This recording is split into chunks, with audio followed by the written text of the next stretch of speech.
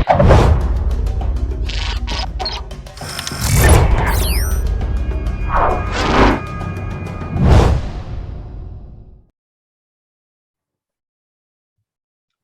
Greek U Nation, to episode number 235 of the Fraternity Foodie Podcast.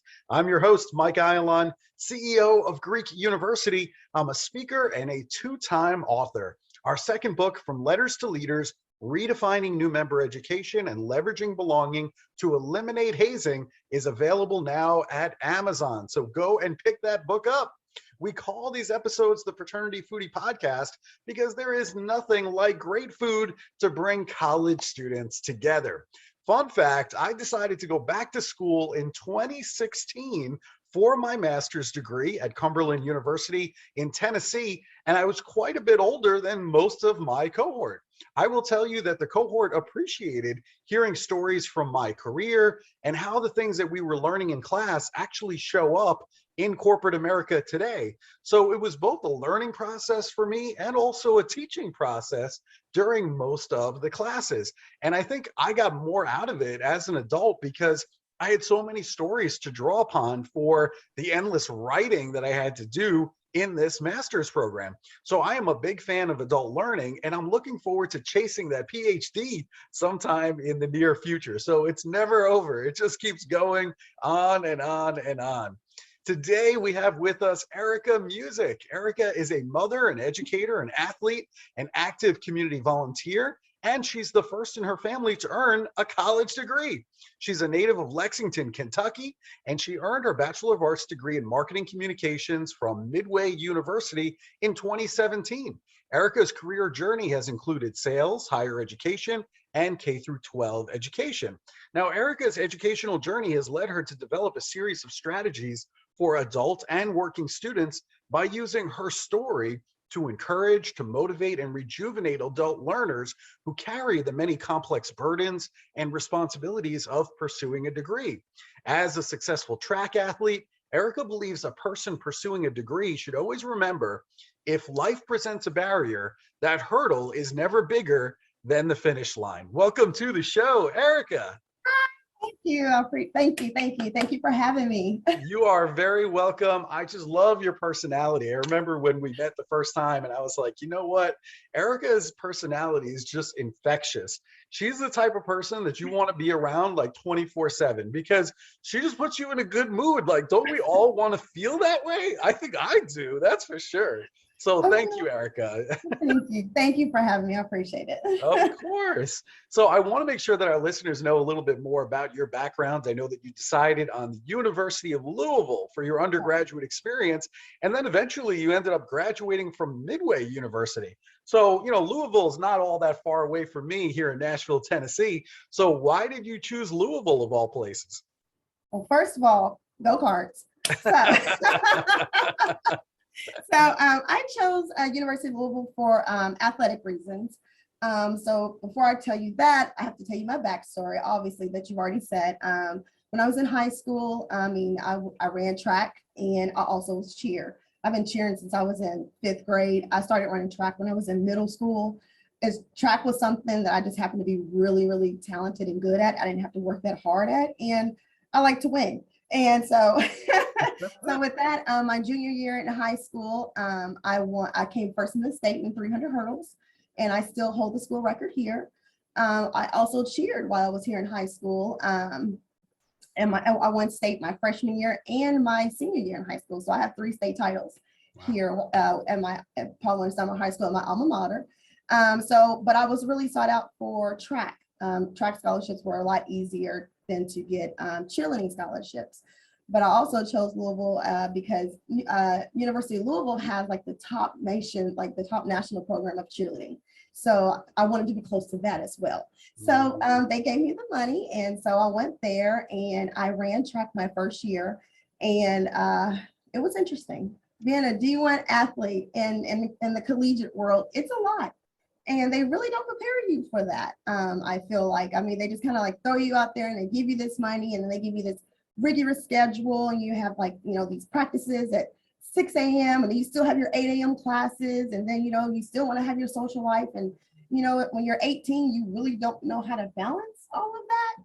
So, I fell into the party scene. I felt like it was partying. I started partying more than I started going to class. And I was like, oh, I can miss this class. And as long as I take this test, but if you don't go to class, you can't, prepare yourself for the test. So, I obviously learned that the hard way. And I ended up dropping out, of course, but I ended up going back to school eventually and getting my bachelor's. And there you go. Good for you. I love that you didn't give up on that dream and that you just continued to pursue it until you completed it and got that degree. I think that's amazing. And little known fact, I actually did track and field when I was in high school. I wasn't nearly as good as you. You would have smoked me around the track. There's no question in my mind. But I actually competed in the 200, the 400, the long jump, and the high jump. Oh, okay. So that was kind of my thing. I even looked at pole vault too, but I tell you what, man, you need a lot of upper body strength in order to do the pole vault the right way. And if you would have seen me in high school, you wouldn't have even given me a second look. You'd be like, who is this scrawny kid? Because he has no upper body strength whatsoever. Vaulting is a whole nother level. Like I can't even fathom. Neither I can't. Yeah. I tried, and the coach just looks at me and he's like, Mike, you need to get in the gym, man. Start benching, like serious weights. But anyway, so I digress. But that's what we have in common too, is track and field. I had a lot of fun doing it in high school, but I wasn't nearly as good as you were. So there you go. There were no scholarships for me. So, all right. So you were an adult learner, right? You were finishing up your degree, but you also had family responsibilities. You had a health crisis with one of your parents that forced you to kind of delay all of your educational goals. So you had all of these burdens. You were working a full-time job. You were working a part-time job, taking evening and online courses as a full-time student, and you're raising two extremely involved and active children. They were involved in their own sports and their own extracurricular activities. So I'm wondering, as an adult learner, how do you stay motivated to finish as an adult learner when you have so many other things going on? Well, first, I think once you get to a point in your life where you see other people advancing and you're not. I remember there was a pivotal moment when I was working as an administrative assistant at an HBCU here in the state of Kentucky. And I was like, I'm doing their job, but they're getting paid for it, but they have a degree and I don't. So, once those wheels starts turning, and I'm just like, okay. And then I also had a wonderful boss. And he actually kept encouraging me. He kept pushing me. He was like, you need to finish your degree. You need to finish your degree. And I didn't listen to him for a while. And so eventually I was just like, well, let me just put in the application. And so he was like, at least just do that. So he really just kept inching me and kept pushing me until I became ready and I made that change. And I decided for myself when enough was enough, and I got tired of doing everyone else's job. And I was like, wait a minute, I can do this and I can do it better. And so I decided to go back to school, and with the support of my work, with the support of my family. I couldn't have done it without my mom, the fathers of my children. I couldn't have did it without them. My friends. Because when you go back to school, you also have to balance your social life. So you have to tell your friends like, hey, this is my focus. This is where I'm going to be for the next few years. So you have to help me. You have to help me to make sure I stay focused. And my friends understood that, and they knew what my goal was. So I think once you have a definitive plan and you laid out where you want to go, and I knew I didn't want to be an administrative assistant for the rest of my life, which is nothing wrong with that. I just knew I had more potential, and I just knew I wanted more. So I think once you hit a pivotal moment in your life, and it's like when you hit that, when you want more, then you start doing things differently. And that was a moment for me, and that's why I went back to school. But I really could not have done it without the support of everyone. When they say it takes a village, it takes a village. Because I really couldn't. There was moments where I had to, I had to go to work all day, and then I had to go run and pick up my kids and take them, and I had to go to my evening class. And there were times when I had to either have my kids go to class with me, or I would sit them in my office and lock them in there while I go to class and put them on video games and feed them. You make it work. You do what you got to do to make it work. And I don't believe in excuses. And there were times where I wanted to give up. I want to tell you, There's plenty of times I wanted to give up, but I just sit there and cry it out, write out this paper and get it done. And I also think it's key to make it be friends with your professors. They're not the enemy. They helped me out a lot. There were times I told them, like, here's my situation. I may be late on this, or I made an extension on this, and they understand. They knew I was a mom of 2 kids, and they understood that. I didn't take their kindness for granted. And I came to them during the office hours if I needed additional assistance, and I emailed them when I needed them. And that was key as well, is to let your professors be your friends, because I have my professors now that I still email and I keep in contact with, and I use as references. I think that's key as well. So I know I keep babbling, but I think you have to have your full support. You have to have your army in order to make it work. I have so much respect for you and for what you've done, but you're right. I mean, it does take a village. Your friends and your family have to understand what it is that you're trying to go through in order to better yourself. So sometimes you're not going to be able to get back with them right away, or you're going to have to lock them in a room with some video games while you do some work. Right. And you're right about the professors. I think, the professors, they're on your side. They're not working against you. They're working with you. Yeah. So it's best to have a good working relationship with them. So that way, when the need arises, that you can send that email or pick up the phone and call them and just say, hey, can I have an extension? Can I have this? Can I have that? And you know what? Most of the time, they're going to say yes. Yeah, they will.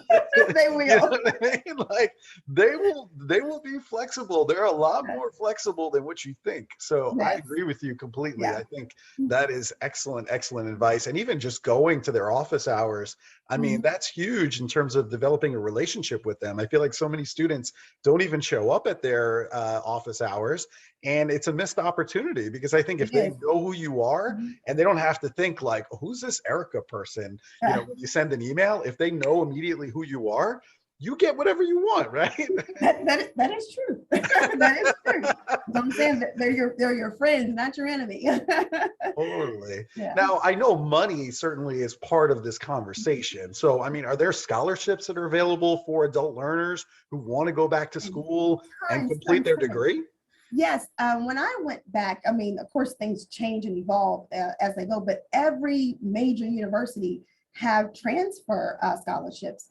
And I mean, it's really up to you. I mean, they're on the website. You can just look them up, and they're all different names and whatsoever. But if you keep up with your GPA and things like that, I mean, you can qualify for different minority scholarships, different transfer scholarships, adult scholarships if you're a certain age to go back to school. Also, when you file your taxes, and depending on certain state, I know in the state of Kentucky, you can get your KEYS money or KIA money, so you can get additional scholarship for just, depending on how your tax bracket falls, and things like that. And of course, you can always do the loan option, but there's tons and tons of resources.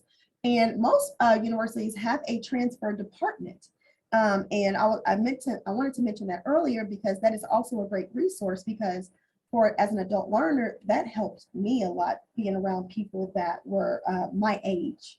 Because you're in a classroom with 18, 20-year-olds, so, being around, where I can study and I have my own space, and I can be around people my age, and we can study together and talk together. And, they had like a little kids section. We can have the kids over there while we go over here and have adult section, to study. I mean, it was just a common place. And that helped me a lot as far as, resources. That was a really good resource. And most colleges have that as well. So, first things first, backtrack. If you do decide to become an adult learner, make sure you pay your fees so that you can get your transcript from your previous school or wherever you left off, because you're gonna have to make sure you transfer all that over, and then go ahead and seek all those opportunities of scholarships. There's plenty. When you apply, you get an advisor. Make that advisor work for you. That's what they're there for. So, tell them, hey, this is what I need. I'm short on here. So in order for me to go to school, I'm gonna have to make this work. Help me make this work. And they will. I mean, they help me. So, I mean, that's what they're supposed to do. That's their job. Yeah, that's fantastic. Now, I'm sure there are people who are listening right now, maybe an adult learner that feels like they're just not cut out for college. So I'm wondering, how do you build confidence within other adult learners so that way they feel like they can actually get it done? Well, I mean, it starts with yourself. I mean, like I mentioned earlier before, for me, I felt like I was ready to make a change. And I mean, it was a point in my life I was like, wait a minute, I can do more, and I know I can do more, and I want to do more, and I want my paycheck to reflect that as well. So so I think, once you get to that pivotal point of your life, it's like once you want more, you have to do more, and you have to make those sacrifices to get more.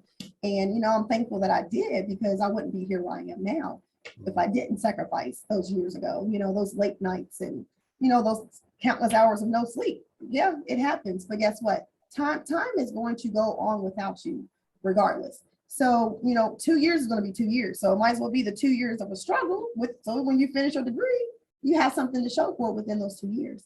That's just how I feel about it. So. You mentioned like the adult learners and then some of the younger kids that were in your class. So Yeah. what about like the social fears? I mean, I'm sure there are adult learners that are listening that maybe they have anxiety about interacting with other students in class who are much younger than them. So how did you feel interacting with really, people who were much younger than you? Is that an issue? It wasn't an issue, and actually, I had a little social anxiety about it as well, because you feel kind of awkward. It's like, oh, I'm too old to be in here. Right. Why am I doing this to myself? But you know what? I will go and I'll sit myself in the front, and I will take it all in. And honestly, I also use it as a mentoring component. I became friends with some of them. I'm like, hey, they'll tell me about the little boyfriend problem. I'm like, honey, don't do this. Don't promise me. I'm telling you, don't. I'm old enough to tell you. So I give them like life lessons, things, mentors, and they call me like their auntie or whatever. So you can use that as a moment to mentor them. But as I said before, there are places for older adults to go. There are centers. Each university has them, and so that gives you that likeness as well. But if you can't beat them, join them. Talk to the kids. They need more guidance, and you have the guidance and the wisdom, so you might as well teach them and reach them. That's how I felt. That's what I did. So. Yeah. I love it. That's really, really cool. And the other issue I think is technology. There's a lot of adult learners that probably have anxiety about just learning all the new technology that's out there. So what answers do you have for somebody who just fears learning new technology? Well, that's part of it.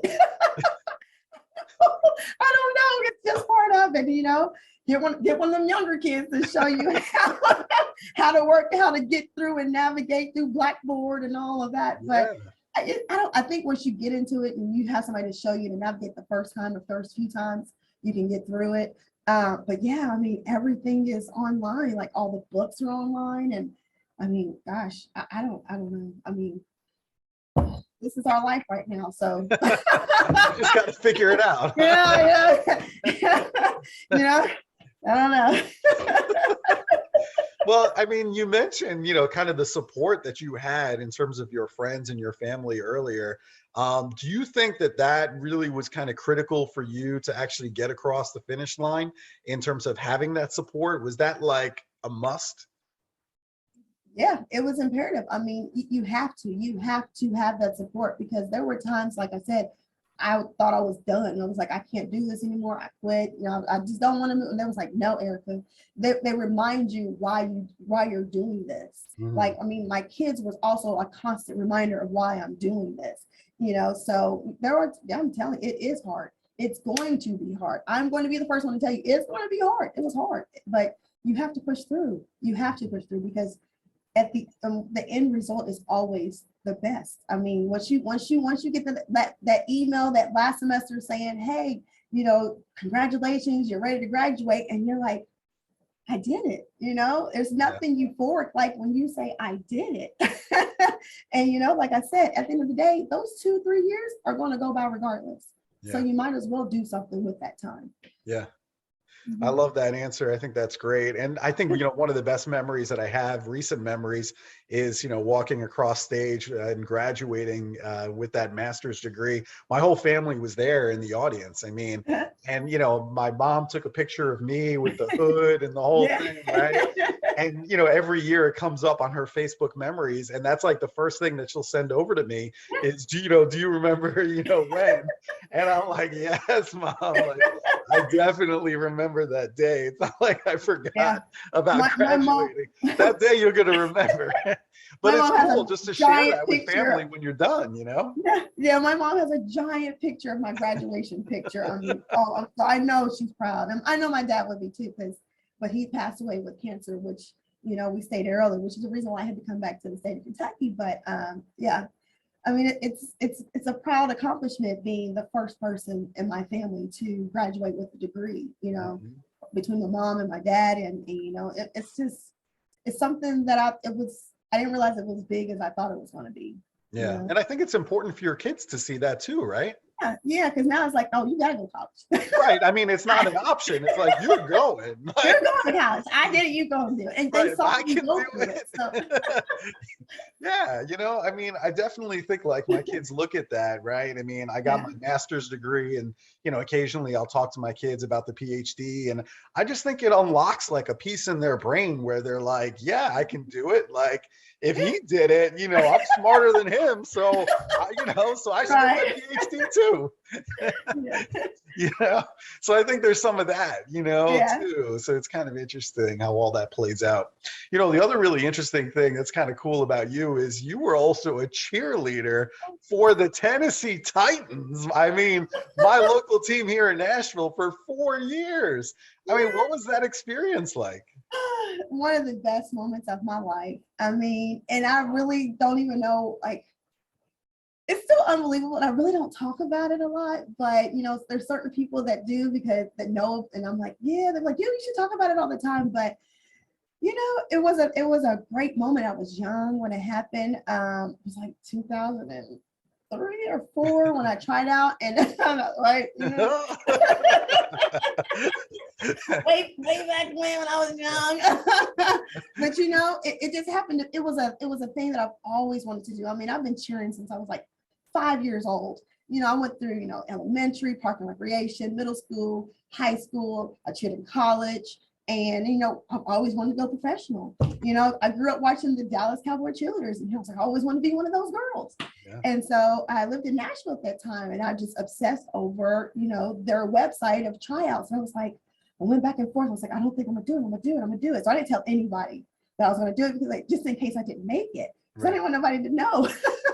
So I show up to the Titans facility because they do it in the bubble, and there's like 500 women. I mean, there's like women everywhere, and I was like, oh my gosh, what am I going to do? So I tried out, and they make a major cut on the first day, and then you do, like, they teach you like a routine, and they put you in the line. So I'm like 1 to 500, and then they put you, so you're pretty much competing. It's like these 7 girls in your group. The music is going. I mean, it's really high intense, and it's nerve-wracking, and it's the craziest thing you'll ever do. But it was amazing, and I just kept making the cut. I mean, I don't know how it happened. I was like, kept making it, and next thing you know, I made it to the finals, and I made it to the big stage, and they called my name, and I made it my first year trying out, and then the rest is history. Wow, that's just amazing. I mean, that's like American Idol for cheerleading. I mean, that's awesome. It is an amazing experience. I mean, you meet people all over the world. Kids look up to you like you're like, a goddess or something. I mean, it's awesome. And you get to support the troops, and you get to be on the field every Sunday. I mean, the crowd. There's nothing like cheering a football game. I mean, thousands and millions of people are everywhere. And then at that time, I already had my daughter, so she got to experience that. And and you get to meet cheerleaders and the other NFL cheerleaders around the world. I mean, we're all like one big happy family. Every year we have like a big alumni reunion, and it's a different city each year. And it's just a sisterhood that you have for the rest of your life. Yeah. How cool was that your daughter got a chance to see you do that? Yeah, she actually got to perform with me on the field one year. Get out of here. Yeah. Yeah. That's amazing. I mean, she must be like so proud of you. Right? Your kids don't realize what's going on, Yeah. I guess you're right. I mean, I can kind of see that too. I mean, like, oh, that's just your mom. Yeah, I understand that too. I mean, my kids, like, they know what I do for a living. They know I'm a Uh-huh. speaker and I speak in front of like 4,000 college students. I get no cred for that. Like whatever. It's just dad, It's right? just dad. Yeah. But every once in a while, like, I'll open up like my TikTok account and show them how many followers I have, and I'm like, your dad's like, a TikTok star. What do you think about that? So, I have fun with it. Yeah. That's cool. So now you're a registrar at your high school alma mater, which is Paul Lawrence Dunbar High School. Mhm. So talk to our audience. What does your job entail as a registrar, and what is it like working with high school students every day? Oh my gosh. So I love my job. It is challenging and it's new, honey, because these kids, high school kids. Mhm. But I love them. I do. I love my job. So as a registrar, I enroll kids, I withdraw the kids. I input the grades. I make sure your transcripts are right. I send your transcripts to your colleges when you request them. Graduation, I'm over all of graduation. So the day that they graduate, they get their diploma. So, I mean, that's like a major headache. So that's what I'm getting into now. So between this month and next month, I'm about to have extra gray hair. So, that's so I'm about to get into my stressful time. But I'm also a part of different mentoring groups that we have here. We have what's called Leaders in the Making, which is for our African American students, or male and females. And so we teach them like different leadership skills. We have different speakers that come in. They do fundraising, and they work concessions at the UK football games so that we can fundraise and take them and to travel to different HBCUs.